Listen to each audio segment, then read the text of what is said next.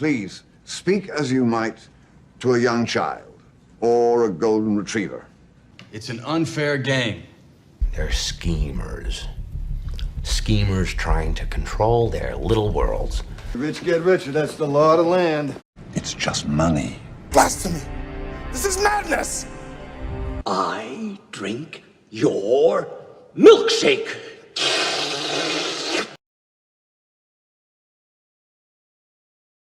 Hey everybody, welcome back to Milkshakes Markets Madness. My name is John Kutsmeda.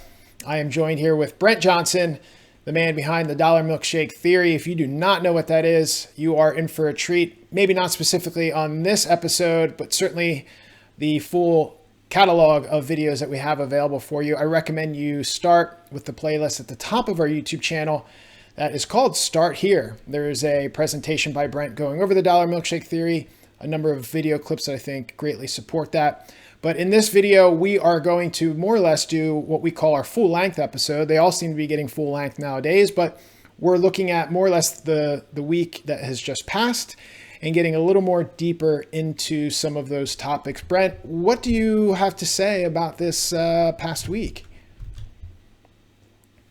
Well, you know, I'm not sure because it had kind of a boring end to it. It was, I don't want to say it was a whole boring week. The last 3 or 4 hours of this, I thought we might get some fireworks on Friday. And we had some fireworks early after the non-farm payrolls came out, but then it was just really kind of a boring day. Sometimes, you know, at the end of the summer, heading into a 3-day weekend, you get some fireworks, either to the upside or to the downside. And early, I thought we might just run away to the upside, and then everything kind of rolled over and then kind of finished fairly flat for the day. And, you know, I would almost call this week a little bit like what we have talked about all year is this violently sideways, right? You know, the markets kind of made a high at the end of July, early August. They pulled back for a few weeks into last week.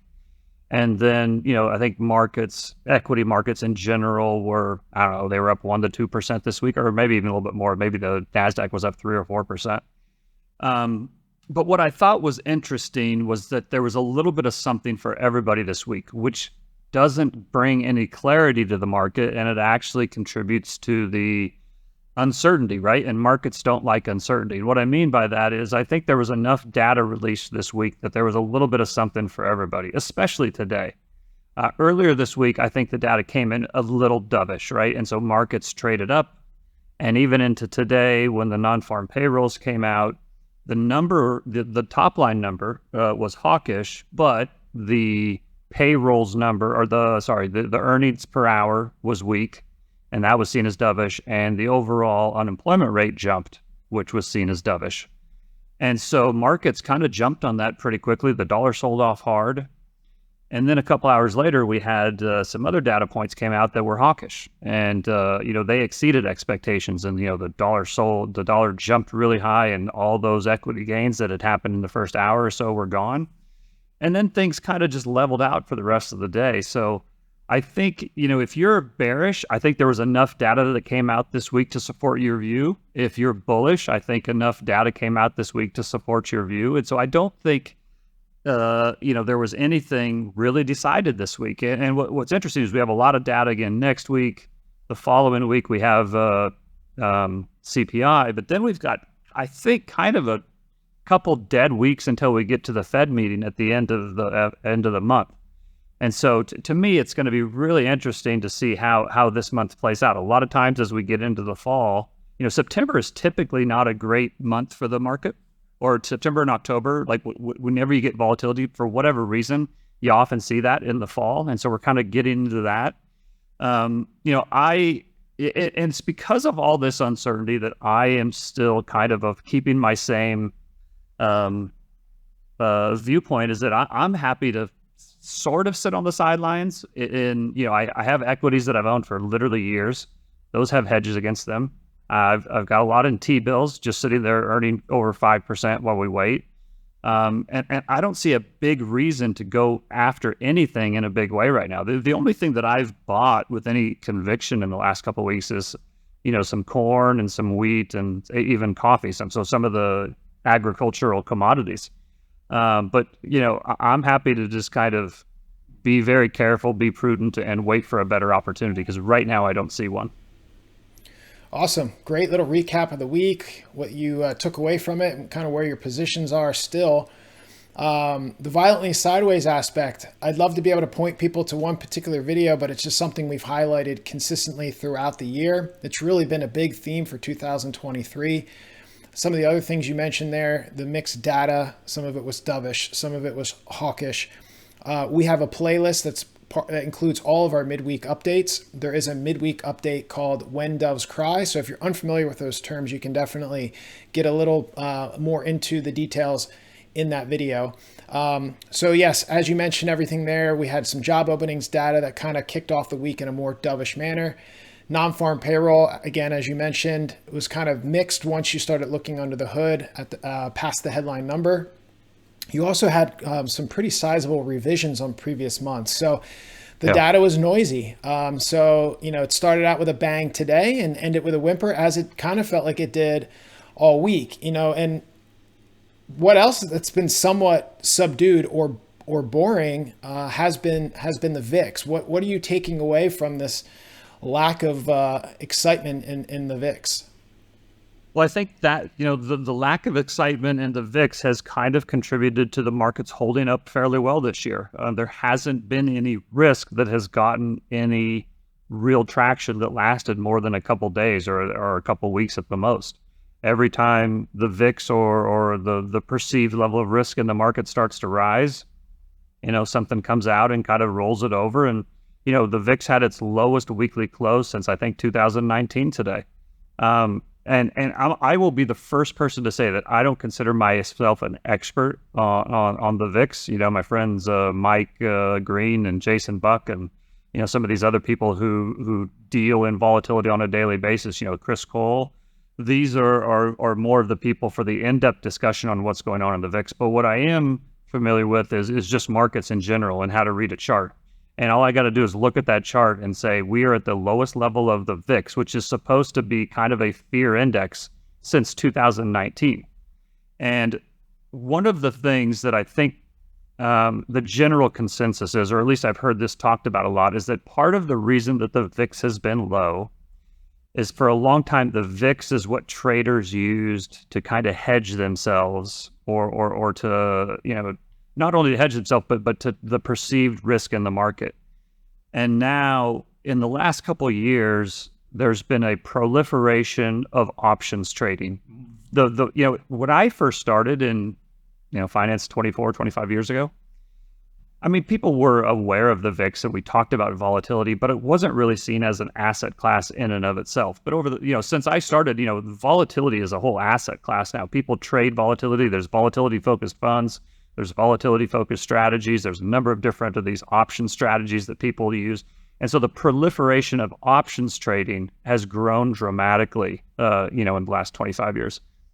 And what's really grown a lot in the last couple years, 2 to 3 years, is these very short, not only, so it used to be that you would have options that expired once a month, the kind of like the third Friday of every month, options would expire. So if you wanted to trade options on, IBM or Coca-Cola or the S&P, typically there was month-end options and then quarter-end options. Then maybe, 5-10 years ago, you started having these weekly options and they started, trading these options that would expire every week. Now we've gotten to these 1 and 2 day expiration or zero. There's options that you can buy an option today that it expires at the close of the market today. And so there's been an explosion in people using these 1, 2, 3 day options, both as a way to get exposure to the upside or hedge their exposure to the downside. And I don't have the numbers in front of me, but the volumes on these have really just exploded. And there's been a lot of discussion that the usage of these very extremely short-term trading options as trading mechanisms has helped to dampen overall volatility. And I have a sense that it's kind of one of those things that's all well and good until it isn't, right? And if and when some market event happens that comes out of nowhere that people aren't prepared for, and these 1 or 2 day options suddenly gap up overnight, And then these positions either get sold or bought because these options force the dealers to hedge their positions or sell positions. It has the potential to cause a bigger eruption, either to the upside or to the downside, than there would be without all these derivatives. Because if you remember, derivatives, options or derivatives, however, it's basically leverage, right? And when you pile on leverage, when the thing that underlies the leverage moves, that's when you get violent moves to the upside and where you can potentially get violent moves to the downside. And so when I see something like this year, where I think the markets are more uncertain now than any time in 25 years that I've been doing this. Now think about this. I started in 99, so I've seen the dot-com crash. I saw the global financial crisis. I've seen the Euro crisis. I saw the Volmageddon.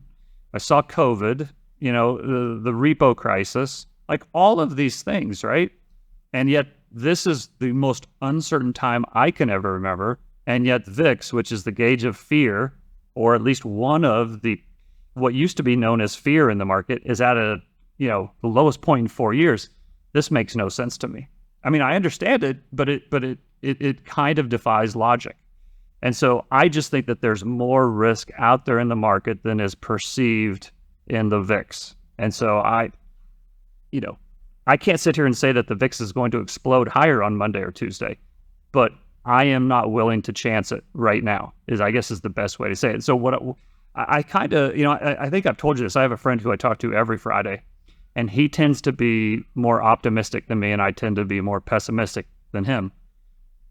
But we don't have that diametrically opposed portfolios. We both own equities. We both have some gold exposure. We both look at currencies all the time. So even though our portfolios don't look dramatically different, I kind of perceive things as more risky. He kind of perceives things as more, sanguine and fine.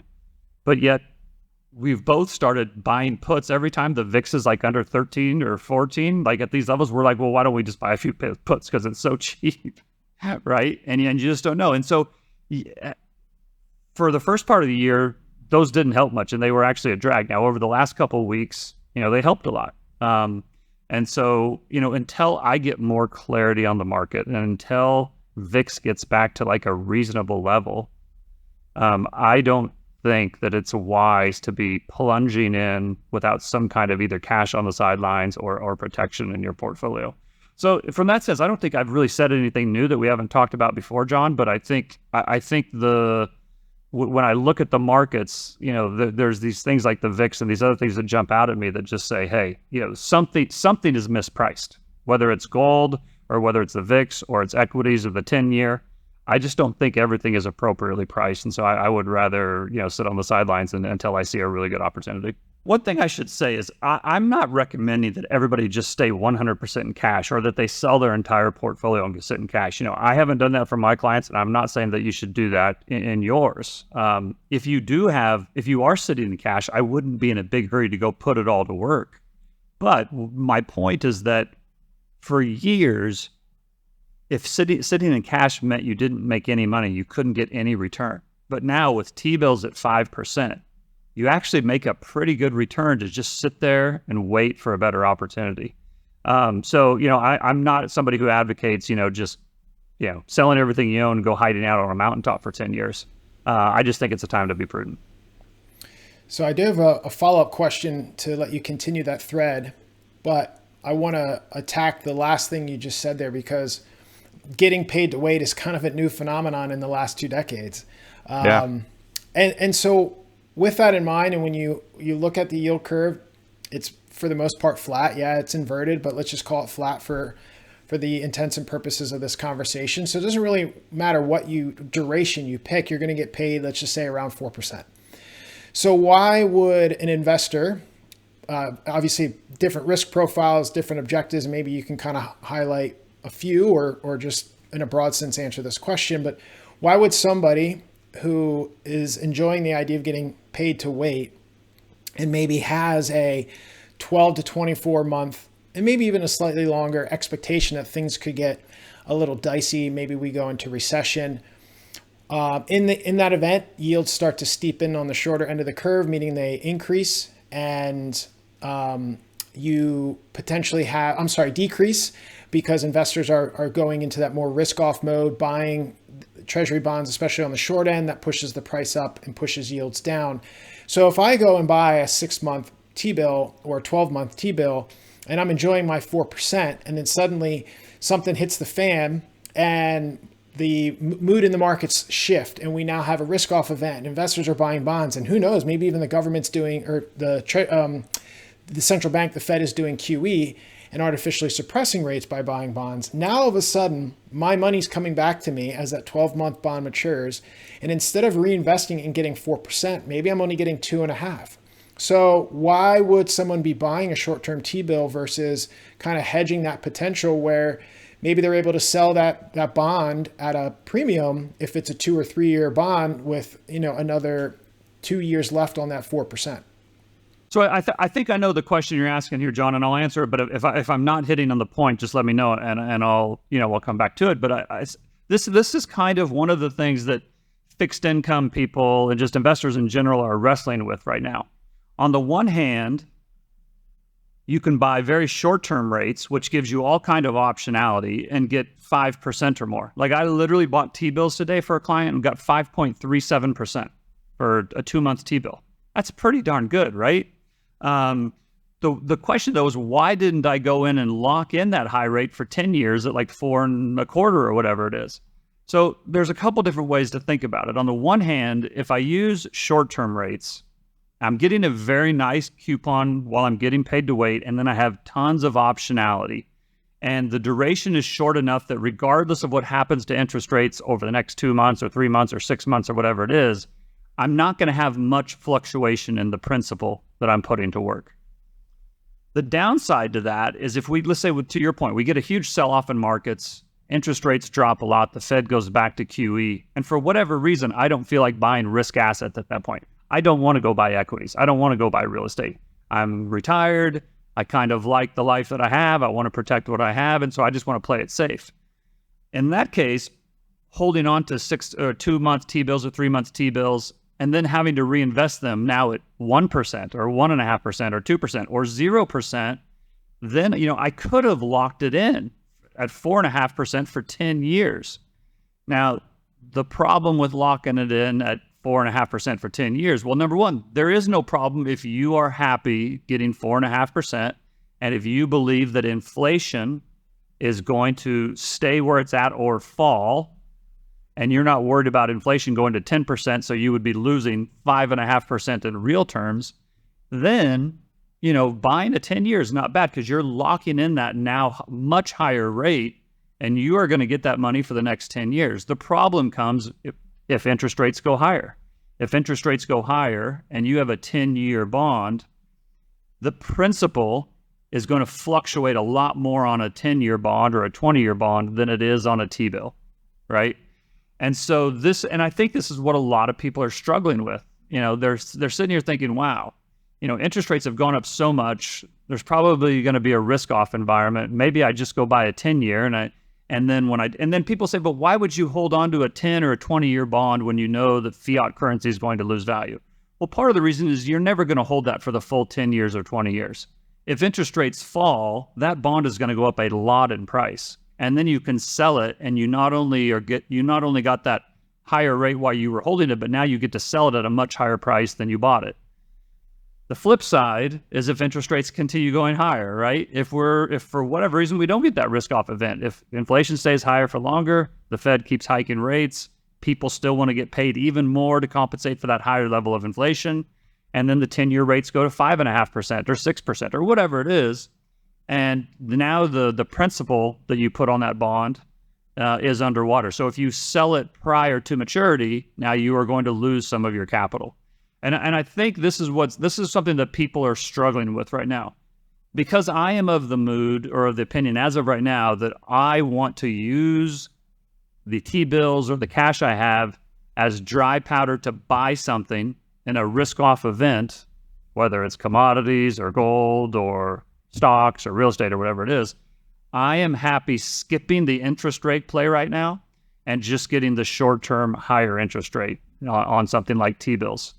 But it is, and this is a big debate, right? A lot of people are saying, well, the 30-year bond or the 20-year bond has just gotten crushed and it's going to continue to do so.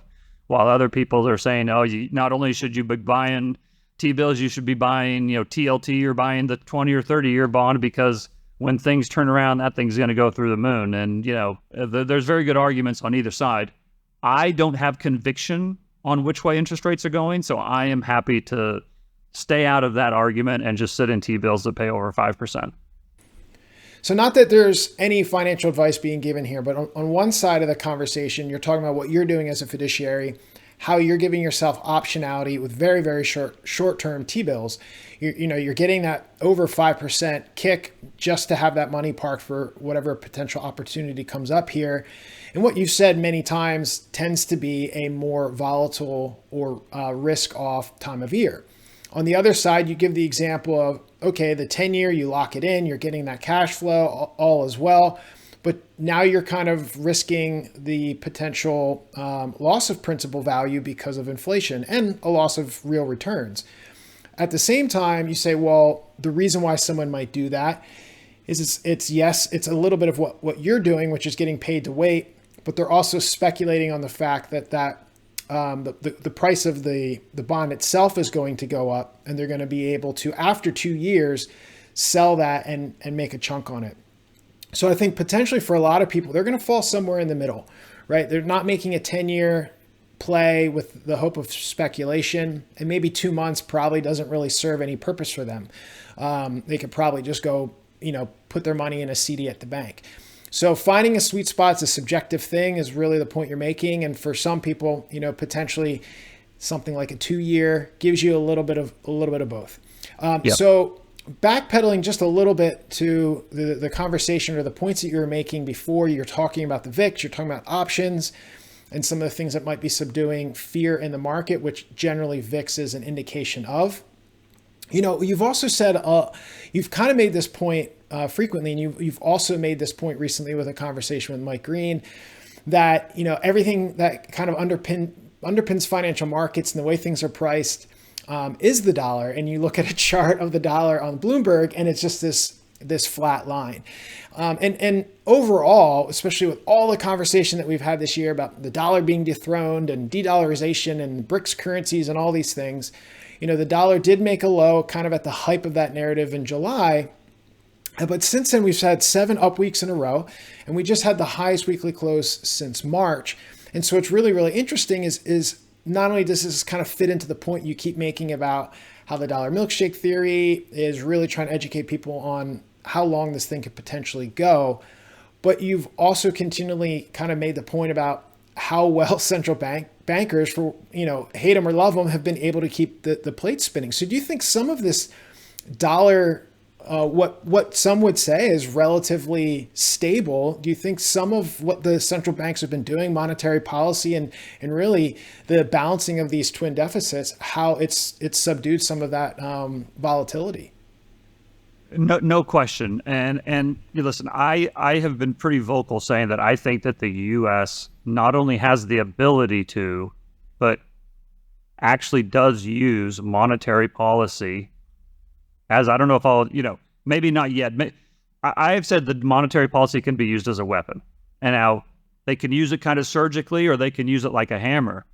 But I think last year's a very good example of that. I think that they were using it for domestic purposes to squash inflation, but I think they were hyper aware that it was also causing problems overseas for all the other countries. And all these central bankers at all these different central banks around the world, they all know each other. They all went to the same schools. They all had the same teachers. They meet at the Bank of International Settlements in Basel, Switzerland every couple months. So there's no doubt that they talk to each other. And I listen, I know for a fact that last fall, policymakers in Washington, D.C. were getting calls from all over the world saying, what in the hell are you guys doing? You are killing us. This strong dollar is killing us. And it wasn't too long after that, Powell's rhetoric as far as rate hikes softened. Now, it also coincided with the data starting to get weaker. And so, also for domestic purposes, he didn't have to be as hawkish. But I also have no doubt that they kind of did that because remember, a year ago in September, the Bank of England, the Bank of Japan, China, and the ECB were all kind of on the edge of crisis. And so while central bankers, don't mind causing a little pain here and there, the Fed doesn't mind, messing things up in order to get inflation down. What they don't want is a system collapse, right? They don't want the whole system to come down. And so, I think the fact that the Fed kind of backed off a little bit over the last 9 months or 10 months, however you want to measure that, and they haven't been as, at least in their rhetoric, not as hawkish in their rhetoric, and that the fact that they've slowed rate hikes has been an attempt to kind of keep the plate spinning, right? If you just keep your foot on the gas the whole time, you're probably going to crash. But if you push sometimes and let off and push, and so listen, and that's my point. I don't necessarily, approve of central banks and their actions, but if you're just sitting back and measuring Powell's either success or failure based on the criteria on which somebody who does believe in central banks is measured, he's done a pretty good job, and he's kept the plate spinning. Listen, he's taken interest rates from 0 to 5.5%. VIX is at its all-time low, or it's at a 4-year low, and equities are within 4 or 5% of their all-time high. Nobody 18 months ago thought that was possible. Nobody. And so, you could sit here and say Powell's a fool and he doesn't know what he's doing, but if that's the case, then he's the luckiest dude in history, because he's actually so far done it. And I've said this before, I don't think it's going to continue. I don't think he's actually going to pull it off. But so far, if you live in the real world, you have to look at the prices on your screen and say, you know what? He has. Well, we're going to talk about central bankers, Fed policy, Fed presidents in the U.S., and all the things that are leading up to a potential rate hike again later this month in our Monday peak of the week, which we'll be recording here shortly. But while we're talking about central bankers, at least in the broader context, give some insight into, this week we talked about it earlier in the week on a recording that last week we had the BRICS summit. Then all of a sudden that kind of was no longer worth talking about because it came and went. So then everything was China at the beginning. And, there's been a lot of emphasis on the fact that China is cutting its FX ratios and reducing Treasury purchases and ownerships. Do you want to highlight, potentially some of the reasons for that, what that is really saying that's going on in the system, as well as addressing potentially where all of these things interplay, whether, Japan's going to make some sort of move because they've been chattering a bit? Yeah, so this is really important to understand. I think, remember from 2014 to 2019, the dollar kind of went sideways to higher, let's call it. And interest rates were at 0. I think they did one hike at the end of 2015, one hike in 2017, and then in 2018-19, they hiked like 3 or 4 times, right? But, the point is that, and then leading into, COVID, they were actually cutting and the dollar still went to 102, right? And so the point is forget what happened last year. Like, the dollar can go up even if they're not hiking interest rates. The dollar can go up on a risk-off environment. The dollar can go up because of what other countries around the world are doing, forgetting what the Fed is doing. And the dollar can go up because we get into some kind of crisis where everybody needs dollars, and because that's the currency that underlies the entire system. Now, last year, the dollar went higher mainly due to rate hikes happening and the perception that rate hikes were going to continue. Once rate hikes stopped rising aggressively and the anticipation for further rate hikes started to fall, then the dollar fell. And so then people say, now the dollar's really done. It's going to keep going down. And they have totally forgotten that last decade, the dollar did very well when there were no rate hikes, right? Or very few rate hikes. And so it's kind of like that recency bias, right? Because the dollar went up last year based on rate hikes, people forget that it can go up for all these different reasons. But there's myriad reasons that can push the dollar higher. And I think that's kind of what we're getting into now. I don't expect the Fed to hike another 5% as they have over the last 18 months. I don't think anybody does. But the reason that the dollar has probably gone higher in the last 6 or 7 weeks, partly is that the Fed has remained hawkish. We've had enough hawkish data that comes out that says they probably are going to hike again in September. But also the fact that these other countries are having to slow down their expectations for higher rates as well. So as an example, I think part of the reason that the dollar's done well is the euro's pulled back a lot. The euro had a really bad day today. And part of it is that there's this chatter out of Europe that they are not going to be able to continue to raise interest rates. And even if they do, they're not going to be able to stay higher for longer as previously anticipated. So even if the Fed doesn't hike again, and even if they start to cut, if things have to be cut quicker in Europe because their economy is contracting even faster, then the dollar can still go higher. Same thing with Japan, same thing with China. China, to your point, they've been selling treasury bonds. Again, China is not selling treasury bonds as a screw you to the United States and that they're going to, this is an economic weapon of their own. The reason that China is selling treasury bonds is they need dollars. When you sell a treasury bond, you get dollars in return. And they are having a severe credit crunch in their domestic market. And some of their real estate markets has US dollar debts. Now, if you don't think that China's having a credit crisis or if they're in fantastic shape, then why do they keep week after week, month after month, trying to stimulate their markets, cutting reserve requirements, doing these mini bailouts over and over? I mean, that's the reality is China is struggling right now. And then, Bank of Japan, we've talked about the Bank of Japan several times this year. I don't think anybody thinks they're going to come out and start hiking rates aggressively in Japan. It would blow up their entire banking system. Now, they may... they've talked about loosening the band of their yield curve control. The problem is every time they've talked about doing that, in the days that follow, they've had to go out and buy more bonds than ever before because it starts to blow up their system. And so in some ways, when you're, it's one thing if you're playing poker and you look at the guy across the table that has the biggest stack, that's the Fed, right? They have the most power. But sometimes you can just play the Fed, or sometimes you can play the other four guys at the table based on what they're doing, or women at the table, right?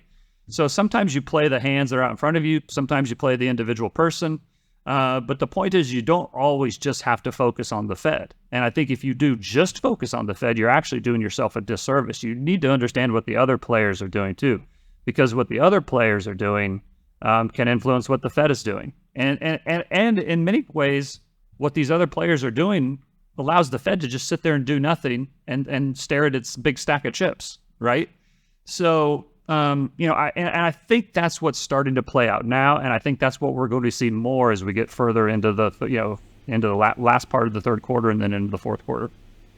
Brent, look, man, another phenomenal conversation. I know we talk a lot about this being a relative game, but you said all of that without actually saying it, and I think there's a lot of key aspects of the market that highlighted that this is a relative game. We talk about some of the underlying things that are going on domestically, things that are subduing the market as far as, fear and volatility are concerned locally, but at the same time pulled back a bit and gave a macro view and reminded everybody about this relative game. So before we wrap up on this weekend episode, is there anything else that you'd like to share? No, I think I'm happy that it seems from our point of view, just for people that are listening, our point of view, people seem to be tuning in. Subscriber base continues to grow slowly but surely. I know you interact with us on the comment section, which we appreciate, and we hope that you. I mean, again, John and I were having these talks anyway. We're glad that you like listening to them. If you guys have any ideas for certain things you want us to talk about, feel free to suggest them. And we'll continue doing it. Yeah, and we're really loving the fact that you guys like the Madness Edition. We felt kind of brave reintroducing that, and so far the fan feedback has been great. So, Brent, thanks very much. For everybody out there who wants to follow Brent on Twitter, you can do that at Santiago AU Fund. You can follow me at John Kutsmeda. You can learn more about the show at milkshakespod.com. You can find all our playlists nicely organized for you to slowly work through each bit of content so it doesn't feel like you're drinking from the fire hose. On our YouTube channel at Milkshakes Pod is the handle there. That'll do it for this full-length weekend episode. We hope to see you in about a day for the week ahead in our week peek at the week video, and we have a new surprise segment coming for you in the middle of the week, so stay tuned for that. Everybody, thank you, and thank you, Brent, as well. We'll see you all soon.